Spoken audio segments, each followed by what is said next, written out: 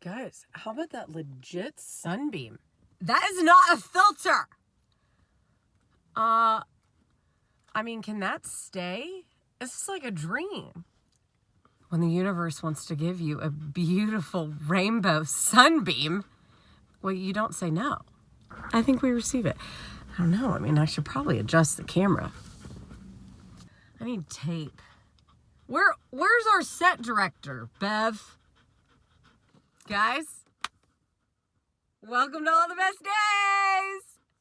At home, news reporter. Back at it. This is the dog episode. I've heard dog sales are at an all-time high right now. And I want to know why. I just wondered, I wanted to check in with all of my pet owners out there. I would think our dogs and our cats are supposed to be bringing us comfort right now. They're not bringing me comfort at the moment. I find my dog, Beverly here. Say hello. I find her to be quite irritating in this quarantine. Mostly it's just like something else to deal with and bark at me and need something, and we're just at an all-time high capacity on people needing things from me at the moment. I thought we could celebrate Bev today. This episode is for you if your dog is making you nuts in this quarantine. We got a nice little citation from the city. Like as if nobody has anything better to do. Like I need to be yelled at right now.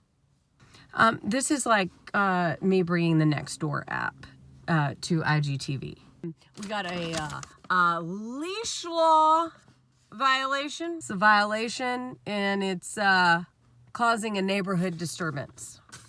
That's fine. I'm not sure if I've mentioned that I live with 3 insane little people who open the door and let her out. I'm not like trying to be a bad dog owner. I just am one.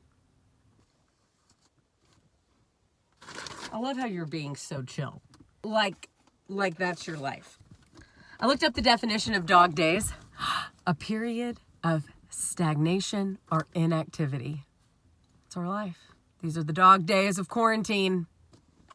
Get moving! How's our walking life? Is that good? Michael and I are, we just grab the dog and run out the door. It's literally how we're escaping the house. I wanted to share 2 songs for your walks that I like for meditation. I like the repetition and what it invites me to think about and explore in my heart.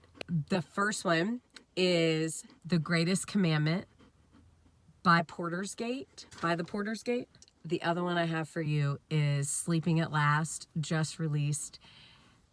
It's a Small World, and it's just a beautiful rendition. Get coffee! You can't be getting these local beans and these great roasts without an amazing coffee grinder. Here, I want to show you mine. I'm going to show them the coffee grinder. This coffee grinder, I did so much research. I love the size.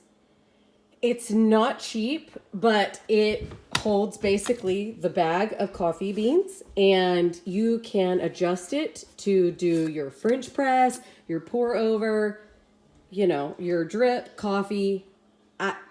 I shouldn't keep my my scoop in there. Y'all, this coffee grinder is bomb and has changed my life. Get shopping. As if we need any less Christmas spirit around here. Bev chewed her Christmas collar. Listen, I didn't know that you could get things personalized and embroidered on Amazon. I don't need to show you my phone number on here. 225 for life. But look at how cute. I got this on Amazon. And it came embroidered, and we don't have the dangly tag. It's a great collar. I'm really happy with it. Should I tell them the other thing I love? I shouldn't. We just keep it between us. I'm really embarrassed. Okay, the other thing that I love is my pooper scooper. It feels like my own little personal Easter egg hunt every day. I like shut the kids in the house and I'm like, you can't come outside. I'm picking up poop. And it's just quiet. I don't have to touch it. I just get to walk around my yard.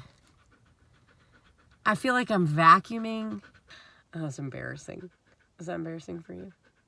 Get lunch. Today is inspired by the Lazy Genius, who I ride or die for and just absolutely love. One thing that I wanted to suggest that has really blessed me, and by blessed me, I mean that I tried it once and it really worked for me, was a snack board. Just putting out a snack board of just like piles of carrot sticks and pepperoni slices or lunch meats or cheese sticks and crackers and grapes and apple slices. And I just really liked being like, hey, get what you want off of this. Grab and go, but kitchen's closed. But here's your snack board. She has a podcast episode, number 146, Feeding Picky Kids, that might encourage you and help you this week. But the lunch that I have for you is her chickpea bowl. I feel like when I make this bowl, I feel like I'm being really kind to myself. It's so delicious. And it's like cooking with cans. You need a can of chickpeas, a can of tomato paste, a can of diced tomatoes, a can of coconut milk. You're not using the entire can, so you can make multiple bowls. It's really good. I'll put the blog post up. You should totally give it a try. Get inspired. Beverly got me thinking about Beverly Cleary. Did you know that she's 104 years old? That's so inspiring. One thing that has come out of this time that I never made time for, but I always wanted to do, was reading aloud. I found this on my bookshelf, Ribsy. You know, I've read Ramona and Bezus. I got real excited about reading this book about Henry Huggins' dog. Just wanted to remind you about these fun books. Maybe sit down and work your way through a chapter book with your kiddos. Also, if you need to release some emotion, Marley Me, that movie, you know, it's all about, like, basically they had the world's worst dog, although I feel like I'm a contender. Get touristy! I gotta show y'all this. How do we feel about the fact that you aren't up here and Molly and Eugene are? Is that weird for you? Is that weird about me? Yeah.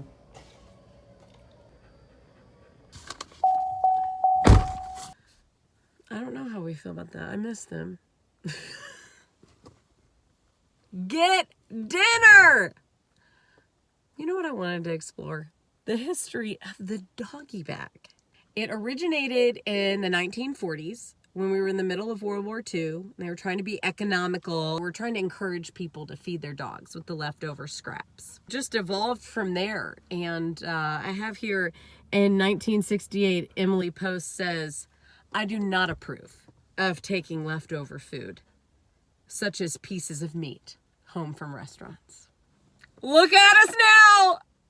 Living that doggy bag life. In closing, I looked up the meaning of Bev's name. It's like beaver stream or meadow. That's not going to work. I looked it up on Urban Dictionary, and the #1 rated definition was this. Beverly, or AKA Bev, is a loud girl who is a social butterfly. She loves her family and friends and values both deeply. If you're Bev's friend, she literally will love you forever. She's very loyal and will definitely pick up the phone if you need to link at 3 a.m. But get on her bad side, she'll hate you for like 3 minutes. LOL. She loves streetwear and music and also cares about her education a lot. She can be very stubborn and overthink a lot of shit as well. Even when she doesn't need to. She has a loud mouth. But that's her. Beverly is Beverly. Can you tell everybody to have the best week, Bev? That's Bev.